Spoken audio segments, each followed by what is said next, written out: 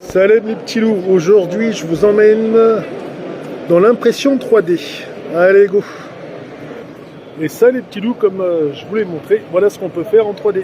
Et là c'est un salon où tu as pas mal de machines exposées et qui te prouvent ce que tu peux faire en imagerie 3D. Franchement il est super bien fait. Ah, c'est vraiment du plastique, regardez, il y a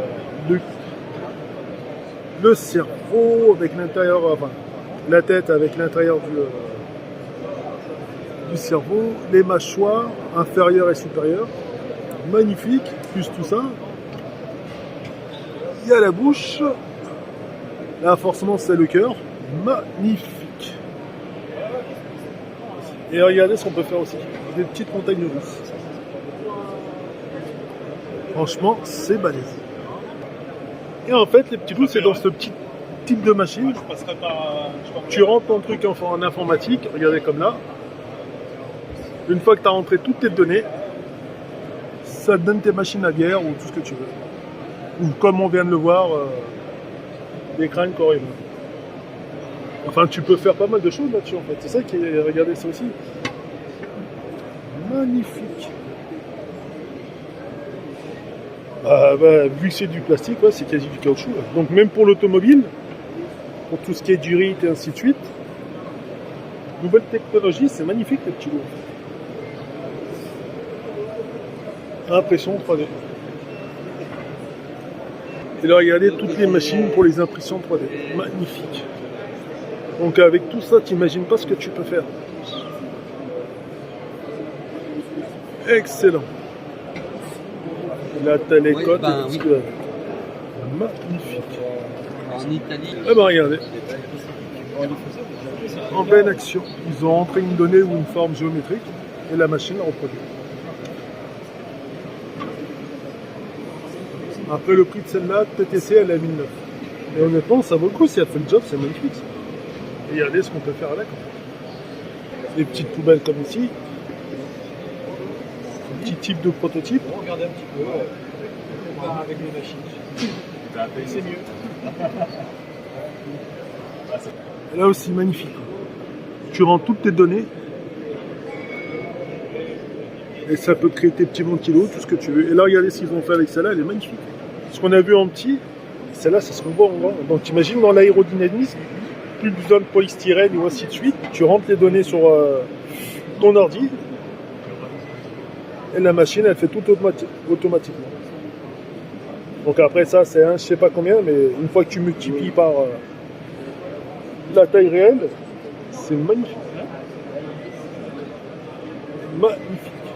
Bon après, il y a des boulots qui sont en train de se créer, il y a d'autres boulots peut-être qui sont en train de fermer. Du coup, si tu es maquettiste, c'est magnifique ça. Et celle-là, elle est à 2000 euros. Magnifique. Donc, comme je vous disais, même HP, ici sont mieux. Regardez toutes les pièces auto que tu peux faire. Magnifique. Même les trucs de ceinture. Tout ce que l'on a ici. Après, il faut choisir la bonne machine, mais dans l'ensemble, c'est à peu près les mêmes. Bon, après, ce qui va être chiant, c'est de trouver le plastique et le bon plastique adapté. Regardez comment c'est fait à l'intérieur. Du coup, tu mets tes petites mimines là-dedans. Et tu peux même manipuler les composants que tu as mis dedans, en fait. C'est ça qui est balèze. Donc ça, c'est si tu as envie de sabler tes pièces ou autre chose.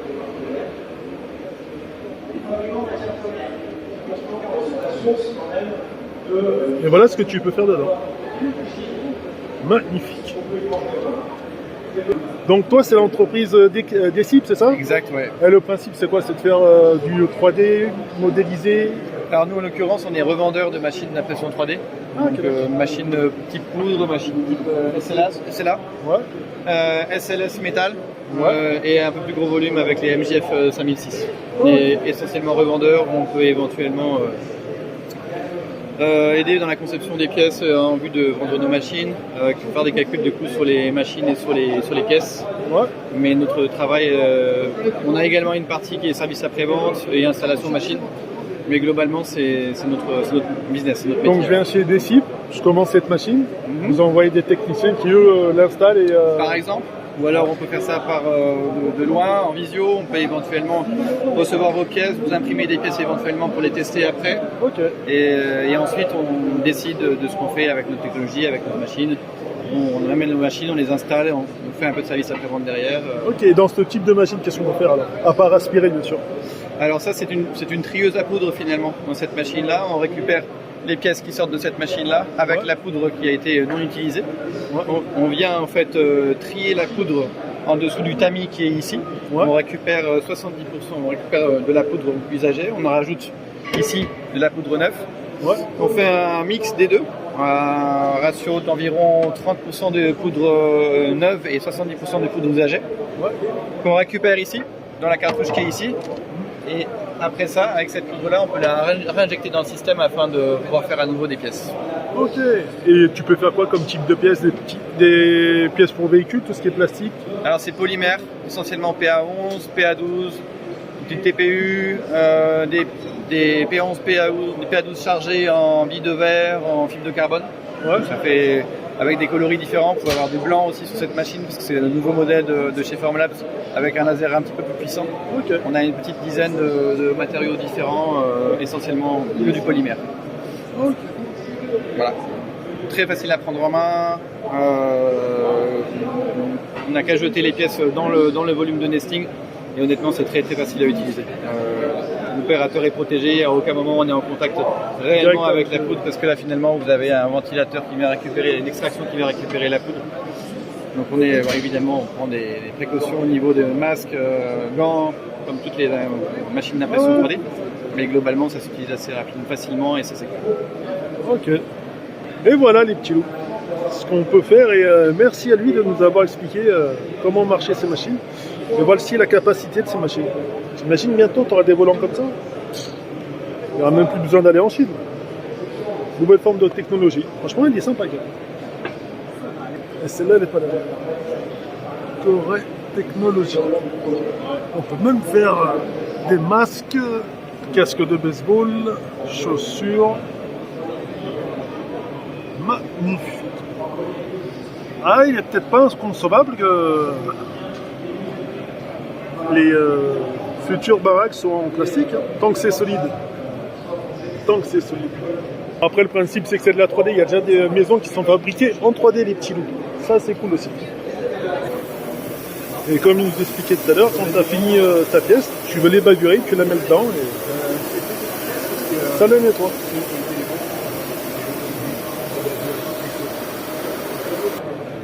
Franchement, c'est magnifique. Excellent.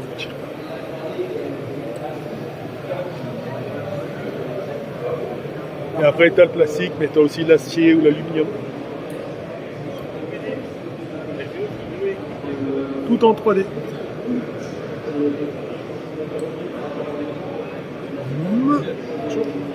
Et en fait, tout ce que vous voyez là, le petit loup, c'est tout au laser.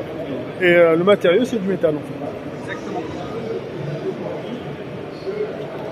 Et c'est fait sur ce genre de machine, les petits. Le I+, c'est ça?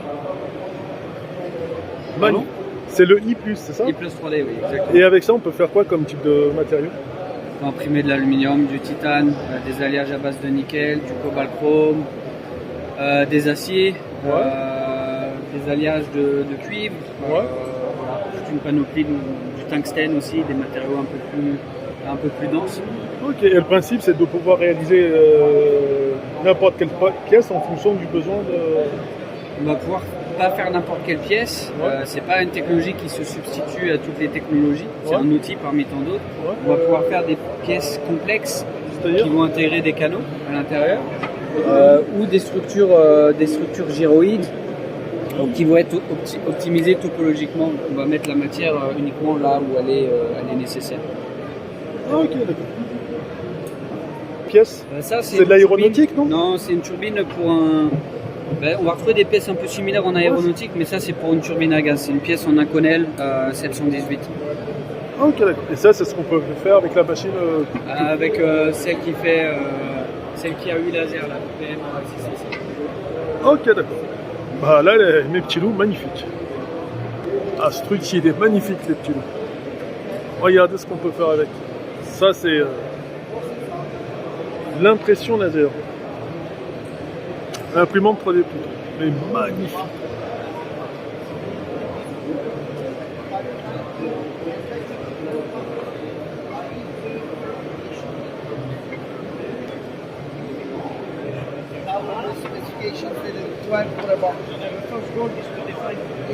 Excellent.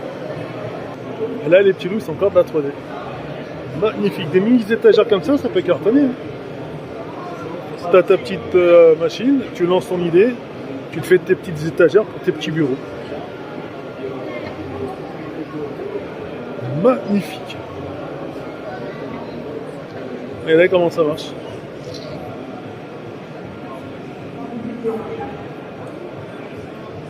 Super bien ça. Excellent. Regardez les différents matériaux. Plastique. Tu as ceci. Et là, c'est tous les rouleaux de plastique qu'on passe. Regardez. Ton rouleau de plastique, tu rentres dans ta machine. Magnifique ça. Après, est-ce que c'est compatible? Je pense que oui, mais toutes les couleurs. Là, c'est les couleurs que elle est large et variée. Et voilà ce que tu peux faire. Un monde qui dit. Magnifique. Excellent. Un petit dragon. Et tout ça, c'est réalisé en 3D. On va les garder pour nous. C'est super bien. Là. Ouais. Et du coup, l'artiste peintre est là. Ouais. Et il a fait ça du coup à l'aérographe et au pinceau. Ah, donc avec ça, c'est l'imprimante 3D. Voilà, c'est ça. Et- On met un imprimeur par-dessus et après on met les couleurs, on dépose les couleurs À la main. à la main. Et on ne pourrait pas le faire directement en 3D comme celui-là. Ce serait plus compliqué déjà. Ah, ok. Il y a des machines qui le font, je sais qu'il y a une marque japonaise qui le font, Mikasa, Misaka. Ouais. J'ai oublié le nom. Et ils font de l'imprimante, ils atteignent ce genre de détails, effectivement. Parce que la machine est fonctionnelle. Ah, c'est pas le même prix. C'est. Non. Et du coup, ça c'est ce qui sort. Exactement. Donc, ça, c'est avec les supports. Et après, il faut s'armer de patience, retirer tous les supports. Ah, ça. Et une fois que tu as retiré tous les supports, ça donne ça. Ça donne ça. Franchement, c'est magnifique. Et c'est un ami qui l'a imprimé. En 3D, tout ça. C'est toutes les parties qui sont séparées. Il y a différentes couleurs. Ah. Il imprime les couleurs, chaque couleur ensemble. Donc, les noirs avec les noirs, les blancs avec les blancs, les gris avec les gris. Et après, ça fait des Ah, mais c'est magnifique. Et après, on empile ça. Ouais, tout ensemble. Et là, c'est donc le haut de la fusée a été imprimé à part, C'est ça. et après ça a été assemblé, c'est ça? C'est ça. Oh, Et à la place, c'est juste posé. Donc, ça veut dire que on peut retirer. Ah ouais. Ah, franchement, c'est magnifique. Et là, c'est tous les fils avec lesquels on peut. Exactement. Donc, chez Suno, on a beaucoup de filaments, on a du PLA, beaucoup de PLA. Ouais. On a du PLA soyeux, Ouais. ce qu'on appelle le silk PLA, c'est plus pour tout ce qui est esthétique, Ouais. pour obtenir ce genre de modèle ici, Ok. arc-en-ciel. Ouais. Et on a développé une gamme d'ingénierie, c'est des filaments en nylon plus résistants, un peu plus compliqué à imprimer, mais avec les meilleurs résultats mécaniques. Ok. Mais c'est compatible avec toutes les machines 3D ou avec certaines et pas toutes? C'est compatible avec on va dire la plupart, pour 99% pour être précis. Ok. Mais avec différents Réglage? exactement, avec différents réglages effectivement. Parce que du nylon, ça s'imprime pas avec les mêmes réglages que du PLA. Attention à ça. Ouais, c'est ça. Et c'est en fonction de la machine, la bobine est adaptée. Oui, elles sont 100% compatibles avec par exemple Angular, Reality, NPP, etc. Ah, c'est vrai que du coup elles sont bicolores sur certaines, non? C'est fait exprès ou? Oui, c'est fait. Ça, c'est notre gamme bicolore, c'est-à-dire Ouais. que le filament, au lieu d'être une couleur ronde, ce sera deux couleurs en arc de cercle. Ouais, c'est ça. Et là, on est sur 3 couleurs comme ça. Ok. Ici. Là, c'est tricolore, bicolore. Ah bah franchement, c'est super bien fait. Et on va sortir du 4 couleurs bientôt. Ah, bientôt 4 couleurs? Ouais, c'est ça. Ah bah nickel. Et du coup, le